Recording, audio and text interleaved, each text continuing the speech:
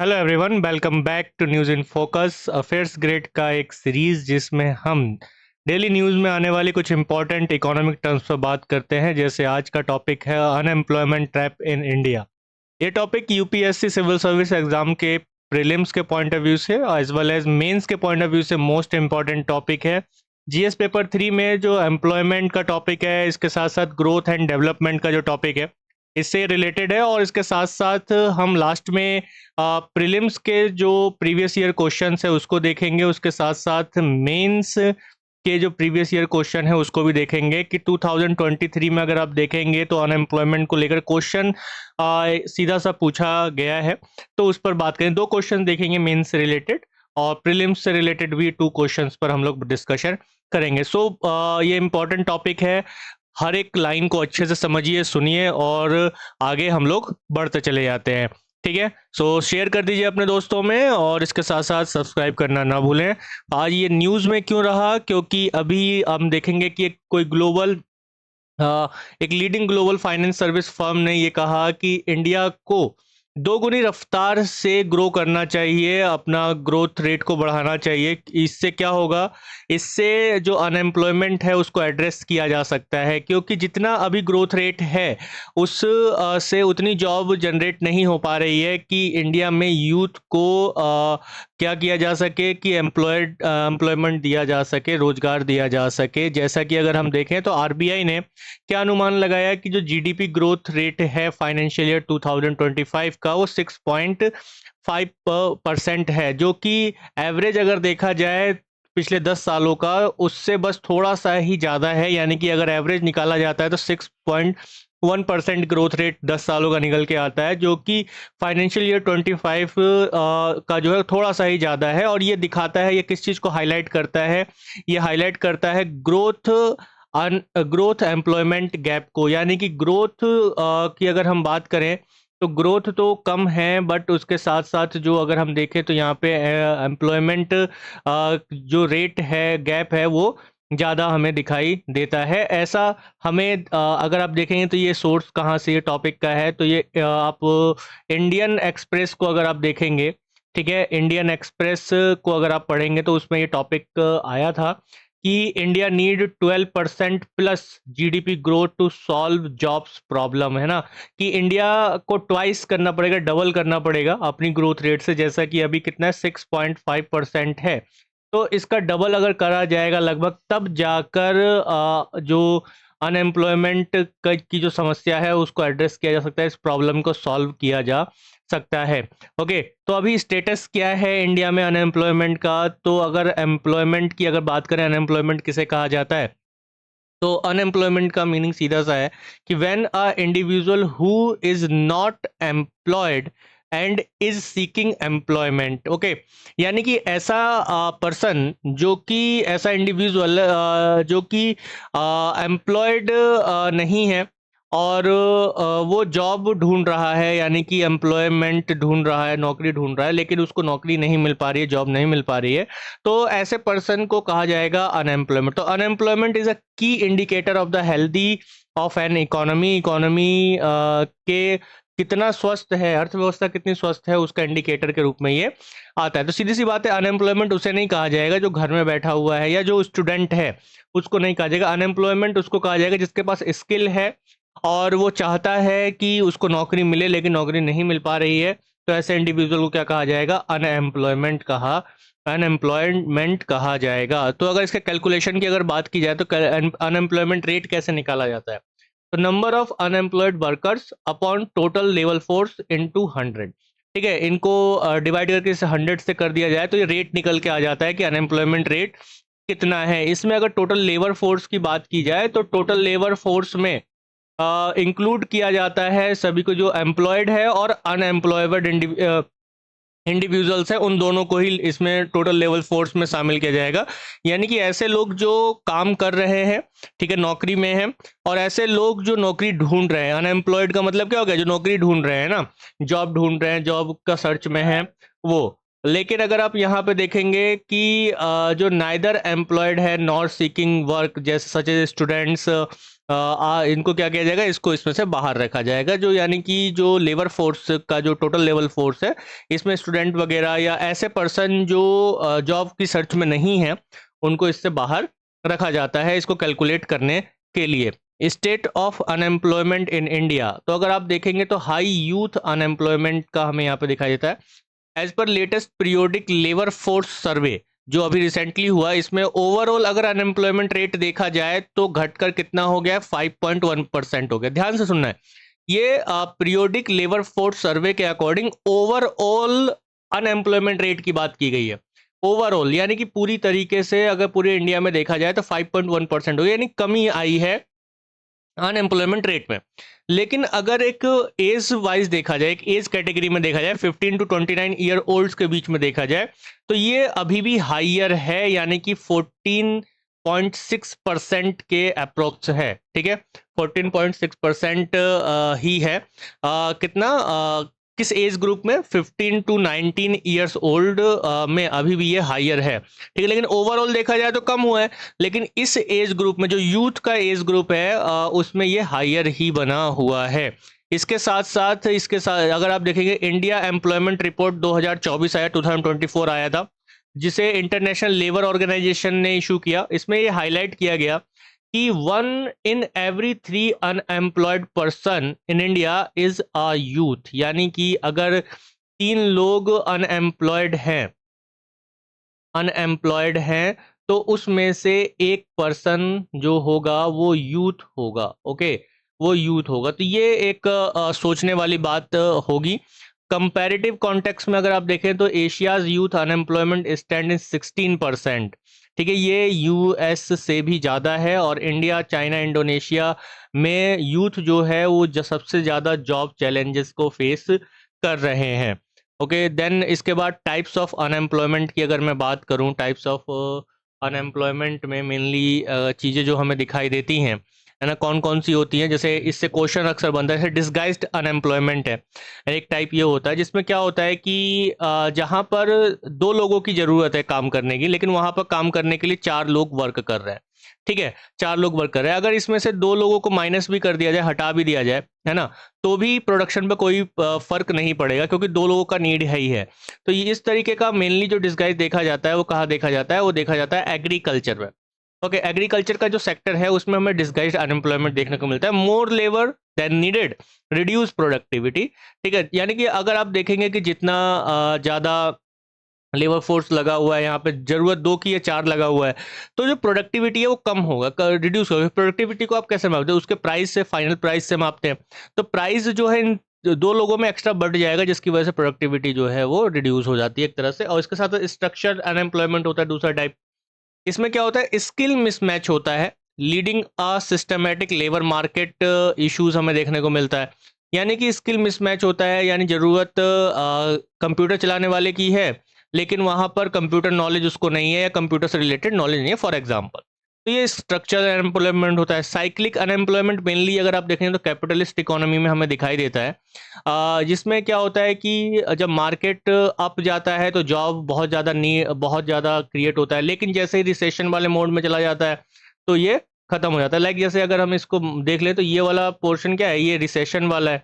ठीक है, ये रिसेशन वाला मान के चलिए डिप्रेशन हो गया ये, तो ठीक है, ये रिसेशन वाला सीन हो गया। तो जैसे जैसे रिसेशन की तरफ जाता है तो यहाँ पे जॉब रिड्यूस होती चली जाती है, कम होती चली जाती है। तो economic cycle cause fluctuation in job ability. ठीक है, तो यहाँ पे मोस्टली हमें ये देखने को मिलता है कि जहाँ पर ग्रोथ हो रहा है ना, ज़्यादा ज़्यादा ग्रोथ हो रहा है, तो वहाँ पे जॉब बनेगा। फिर जैसे जैसे ग्रोथ कम हो रहा है तो वहाँ पे क्या हो जाएगा, जॉब जाना शुरू हो जाएगा। तो साइक्लिकल जो अनएम्प्लॉयमेंट होता है वो इसी में। फिर से क्या होगा कि ग्रोथ होना शुरू होगा तो फिर से जॉब जनरेट होना शुरू हो जाएगा। मोस्टली कैपिटलिस्टिक जो इकोनॉमी होती है वहाँ पर हमें दिखाई देता है। फ्रिक्शनल अनएम्प्लॉयमेंट की अगर हम बात करें तो टेम्परेरी जॉब्स ट्रांजिशन पीरियड का जो टाइम होता है उसको कहा जाता है, यानी कि कुछ समय के लिए जॉब मिला, फिर उसके बाद वो जॉब का ड्यूरेशन खत्म हुआ, फिर दूसरे जॉब की सर्च में है, तो बीच का जो टाइम है ना वो फ्रिक्शनल अनएम्प्लॉयमेंट में आता है। अंडर एम्प्लॉयमेंट का मतलब क्या हो गया कि under utilised skill and insufficient hours. यहाँ पे मतलब ये हो जाता है कि अगर हमें ज़रूरत है लगभग, अगर आप देखेंगे तो अंडर यूटिलाइज्ड स्किल, अभी मैं आगे बताऊंगा अभी इसमें, कि यहाँ पर अगर ज़रूरत आप देखेंगे तो 4 पॉइंट समथिंग 9 मान कर चलते हैं, 4.9% ही लोग स्किल्ड हैं। लेकिन हमारे पास वर्क फोर्स बहुत ज़्यादा है ना। मान लिया कि जो है 80% के आसपास हमारे पास वर्क फोर्स है। ओके, 80% के आसपास हमारे पास वर्क फोर्स है, और वर्क फोर्स में से बस इतने लोग ही काम कर पाएंगे। बाकी जो पर्सन है, अदर जो पर्सन जो बचे हुए हैं, वो अंडर यूटिलाइज्ड स्किल में है, यानी कि उनका यूज़ नहीं किया जा सकता, जबकि वो ऐसे बेकार हो जाएंगे इस चीज़ में। तो इसे कहा जाता है अंडर एम्प्लॉयमेंट। हिडन एम्प्लॉयमेंट मतलब discourage individual not seeking work. ये इंडिविजुअल को मतलब कुछ ऐसी कंडीशंस होती हैं जिसमें ये देखा जाता है कि इंडिविजुअल्स जो है उनको नहीं मिलता है बार बार काम। तो क्या होता है कि वो ये सोचते हैं यार फिर काम क्यों ढूंढना, है ना, हम क्यों जॉब ढूंढे, अपना टाइम वेस्ट क्यों करें। तो उसमें उनका टाइम जाता है। तो ये टाइप्स हैं एक तरह से, आप देख सकते हैं। और डिस्गाइज्ड अनएम्प्लॉयमेंट से तो मोस्टली क्वेश्चन बहुत ज़्यादा पूछा गया है यूपीएससी के प्रीलिम्स में भी एंड मेंस में भी। सो आगे बढ़ते हैं। रीजंस क्या हैं अनएम्प्लॉयमेंट के इंडिया में। एक तो सबसे पहला देखिए डेमोग्राफिक प्रेशर, ये सबसे बड़ा रीजन है।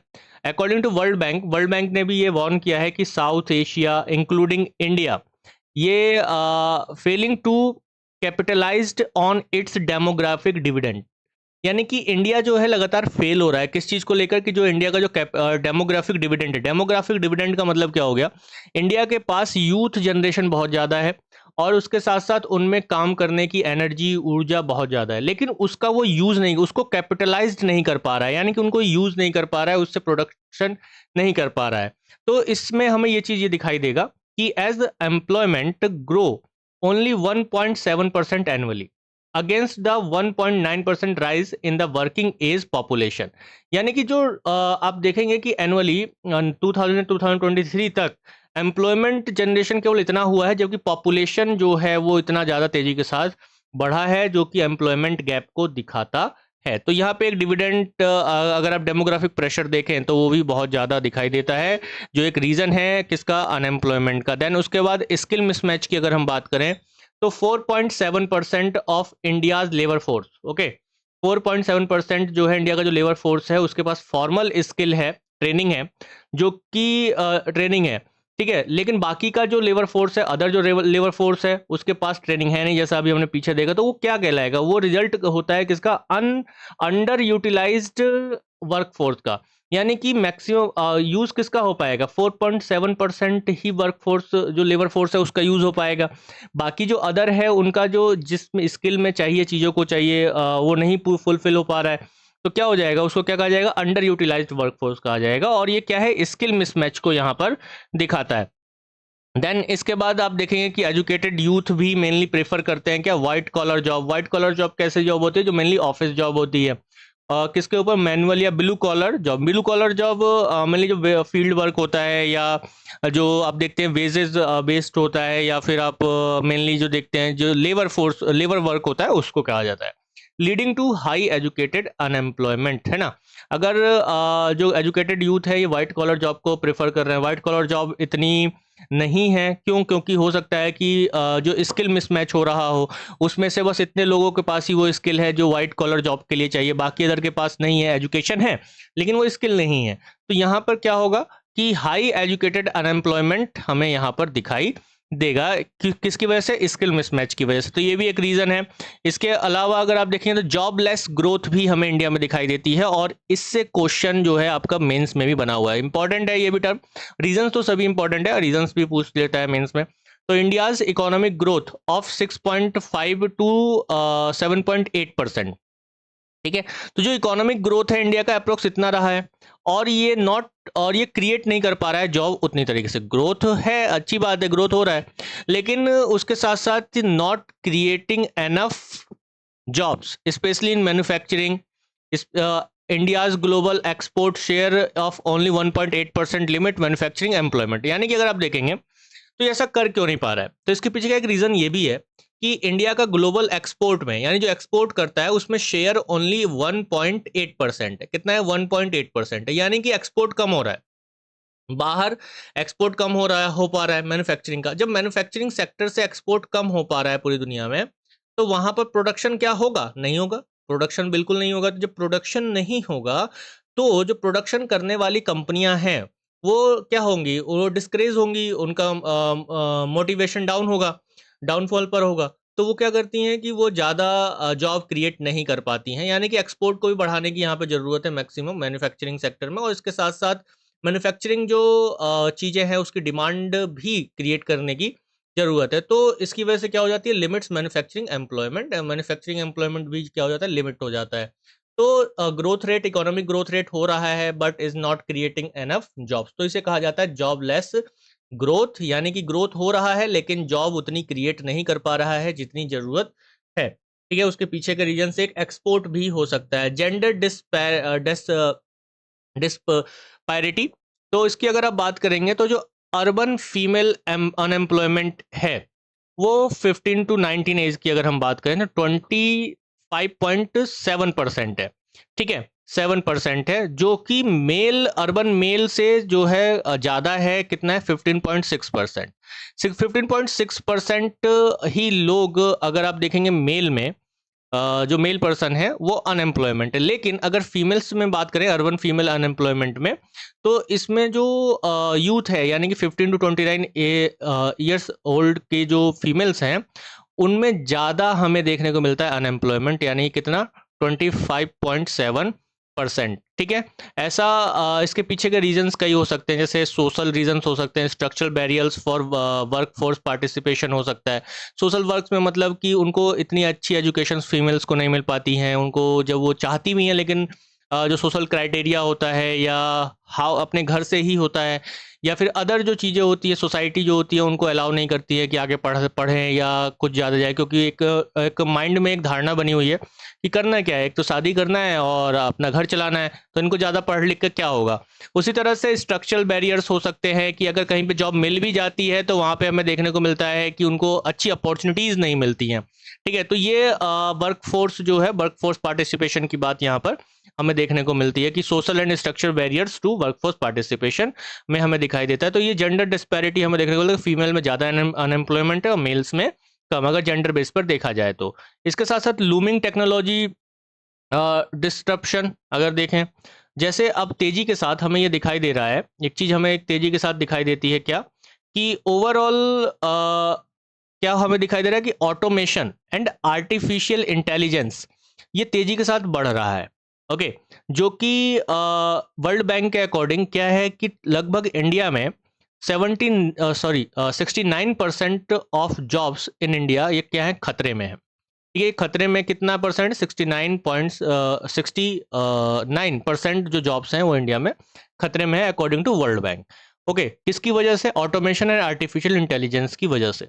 तो यहाँ पर क्या करने की ज़रूरत है, यहाँ जैसे अगर इसमें भी एग्जांपल देखा जाए तो manufacturing, data entry, customer service, making reskilling and policy adaptation को लेकर, तो यहाँ पर जो ज़रूरत है वो क्या ज़रूरत है कि रीस्किलिंग किया जाए, लोगों को इस चीज़ में सिखाया जाए। तो इसका सॉल्यूशन पर भी बात करेंगे कि क्या हम कर सकते हैं इसको टैकल करने के लिए। फिलहाल ये भी एक रीज़न है, लूमिंग टेक्नोलॉजिकल डिस्ट्रप्शन, ये बहुत बड़ा एक आने वाले समय में कंसर्न है, ऑटोमेशन एंड आर्टिफिशियल इंटेलिजेंस। इसके साथ साथ क्या हम ज़रूरत है टैकल कर सकते हैं अनएम्प्लॉयमेंट को इंडिया में, रिफॉर्म्स हमें क्या करने की ज़रूरत हो सकती है।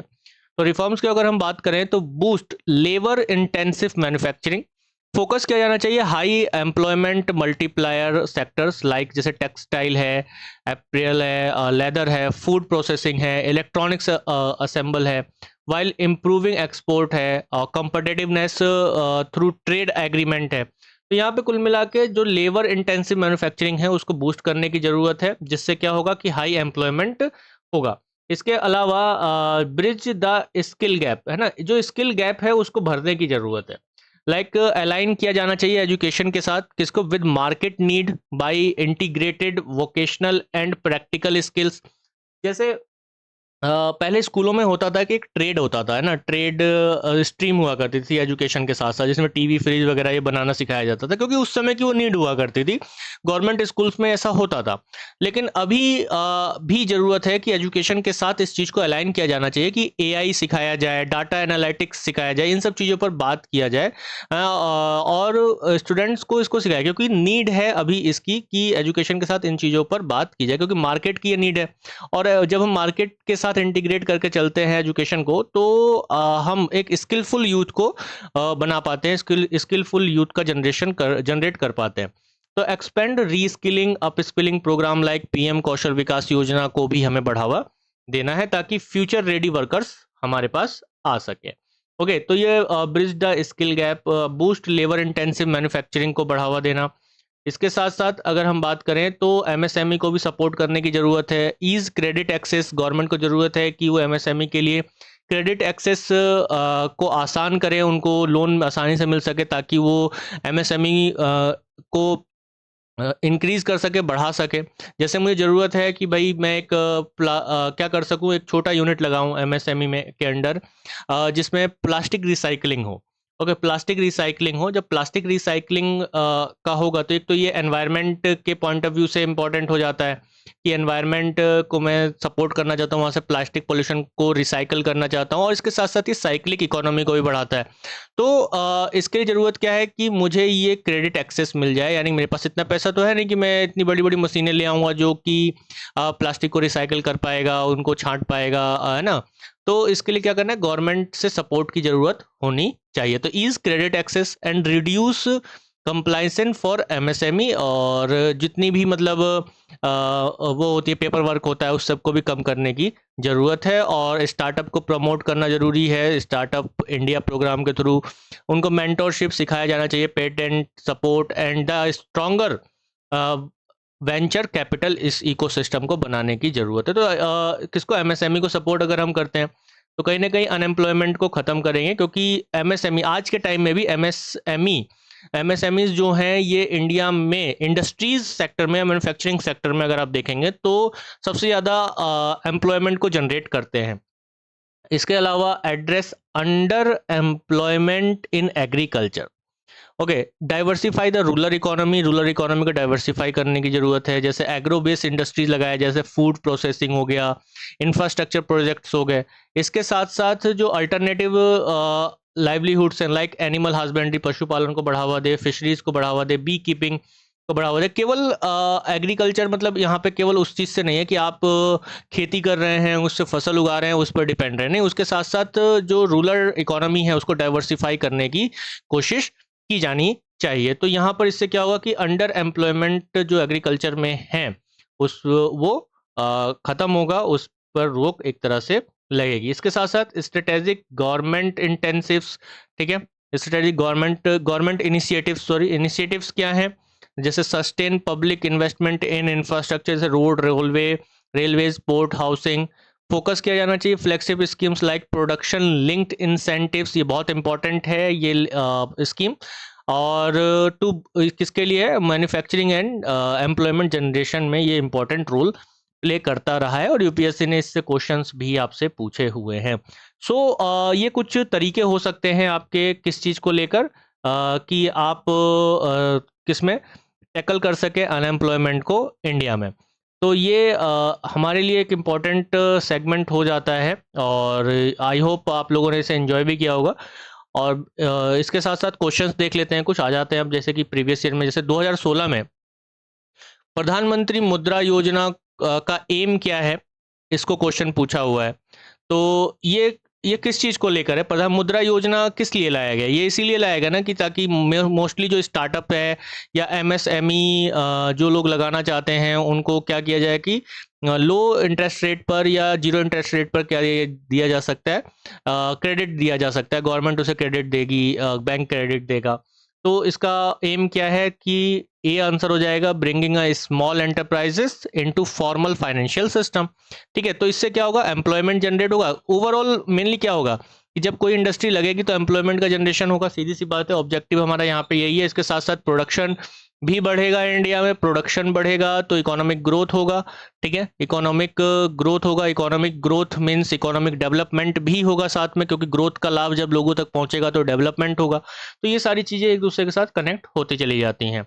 इसके बाद देखिए एक क्वेश्चन और था 2013 में, है ना। हालांकि बहुत सारे क्वेश्चंस बने हुए हैं, ये मैंने केवल 2 क्वेश्चंस आपको दिखाए हैं प्रीलिम्स के। डिस्गाइज्ड अनएम्प्लॉयमेंट जनरली मीन, अब यहाँ पे डिस्गाइज्ड अनएम्प्लॉयमेंट को पूछा हुआ है। आंसर इसका सी होगा। क्या होगा? Marginal productivity of labour is zero, है ना। जहां पर 2 लोगों की जरूरत है वहां पर 4 लोग काम कर रहे हैं, तो यहाँ पे मार्जिनल प्रोडक्टिविटी लेबर की क्या हो जाएगी? जीरो हो जाएगी, सीधी सी बात है। इसको अब डिस्गाइज्ड अनएम्प्लॉयमेंट को भी हमने पीछे पढ़ा भी था। इसके अलावा मेंस के क्वेश्चंस देखिए कितने इंपॉर्टेंट क्वेश्चंस बने हैं, और मोस्टली जो एम्प्लॉयमेंट जो टॉपिक है ये मेंस में अक्सर पूछा जाता है। 2023 में पूछा गया एक क्वेश्चन था कि most of the unemployment in India is structural in nature. ठीक है, स्ट्रक्चरल नेचर का है। तो स्ट्रक्चरल नेचर क्या होता है अनएम्प्लॉयमेंट का, ये आपको पता होना चाहिए। कि जो टाइप आपने देखा ना, टाइप्स ऑफ अनएम्प्लॉयमेंट, ठीक है, टाइप्स ऑफ अनएम्प्लॉयमेंट, इसमें अगर आपने देखा टाइप्स ऑफ अनएम्प्लॉयमेंट में कि स्ट्रक्चरल अनएम्प्लॉयमेंट क्या होता है, तो आपको इसको समझाना होगा। Examine the methodology adopted to compute unemployment in the country and suggest improvement. Simple सा है कि आपको बताना होगा क्या हम मेथड यूज़ कर रहे हैं अनएम्प्लॉयमेंट को ख़त्म करने या उसको कम करने के लिए, और इसके साथ साथ कंट्री में जो हम कर रहे हैं उसको उसको और क्या सजेस्ट कर सकते हैं हम इम्प्रूव करने के लिए। तो इसमें सजेशन भी देना है। 2023 में इससे इंपॉर्टेंट क्वेश्चन ही पूछा गया। 2015 में भी इससे एक क्वेश्चन पूछा गया कि the nature of economic growth in India is recent time often describe as a jobless growth, है ना। अब यहाँ देखो, ये जो टॉपिक अभी हमने पीछे देखा कि जॉबलेस ग्रोथ हो रहा है, तो ये 2015 में पूछा गया क्वेश्चन है। देखो एक और बात याद रखना, यूपीएससी में कोई चीज़ बिल्कुल अभी हाल ही की नहीं होती है, उसका कम से कम पुराना इतिहास होता है और क्वेश्चन हमेशा पूछा जाता है। देखो जॉबलेस ग्रोथ कोई आज का टॉपिक नहीं है या इशू नहीं है, ये लगातार बना आ रहा है। अभी हम 2025 में बैठे हुए हैं ना, 2025 में बैठे हुए, 2015 में 10 साल पहले ये क्वेश्चन पूछा गया है, तो यानी कि उस समय भी जॉबलेस ग्रोथ की बात हो रही थी। तो इसीलिए हर एक टॉपिक को बहुत अच्छे से समझना है। तो nature of economic growth in India is recent time is often described as the jobless growth. तो जॉबलेस ग्रोथ क्या है? अभी हमने देखा बहुत अच्छे ग्रोथ, इकोनॉमिक ग्रोथ हो रहा है ना। अभी हमने देखा कि इकोनॉमिक ग्रोथ है, चलो ठीक है, अच्छी बात है, ये ग्रोथ हो रहा है, बट उसके साथ क्या उस रेशियो में जॉब्स का क्रिएशन हो रहा है? जॉब क्रिएशन हो रहा है? नहीं हो रहा है ना। तो ये जॉबलेस ग्रोथ है, तो इसको जॉबलेस ग्रोथ को डिस्क्राइब करना होगा, थोड़ा समझाना पड़ेगा, इकोनॉमिक ग्रोथ के साथ जोड़ना पड़ेगा, और इसमें आपका क्या व्यू है ये देना पड़ेगा। और इसके फेवर में जो आपका व्यू है उसके फेवर में do you agree with this view, अगर आप इससे एग्री करते हैं तो उसके लिए आपको उसके फेवर में आर्ग्यूमेंट देना पड़ेगा आंसर में। ठीक है, तो ये एक इंपॉर्टेंट क्वेश्चन ये भी आपका रहा है। तो आप चाहे तो इनको राइटिंग कर सकते हैं, लिख सकते हैं, और अगर आप लोग चाहते हैं इसका आंसर चेक करना या देना, तो मैं इसका एक मॉडल आंसर अभी आपको दे दूंगा, और मॉडल आंसर दे दूंगा। और इसके साथ साथ अगर आप मेरे से चेक करवाना चाहते हैं अपना आंसर कि मैं आपको इस पर प्रॉपर फीडबैक दूं, तो जल्दी से कमेंट में आपको क्या लिखना है, yes we want check answer. तो मुझसे आप चेक करवाना चाहते हैं आंसर, तो आप कमेंट में यस और लिख देना, आंसर चेक करवाना है सर आपसे, ऐसे करके कुछ। तो मैं समझ जाऊंगा, फिर आपको एक नंबर मैं आपको प्रोवाइड कर दूंगा जिस पे आप व्हाट्सअप कर सकते हैं, और उसके पर मैं आपको फीडबैक दे दूंगा चेक करके। Okay, so thank you everyone, thank you very much once again. आप लोग अंत तक, जो लोग लास्ट तक बने रहे उन्होंने बहुत कुछ सीखा होगा। मेरा नाम त्रिभुवन जय सिंह है, आप मुझे इंस्टाग्राम पर भी फॉलो कर सकते हैं। इसके साथ साथ पीडीएफ के लिए, मॉडल आंसर के लिए अफेयर्स ग्रेड के टेलीग्राम चैनल को ज्वाइन करना ना भूलें।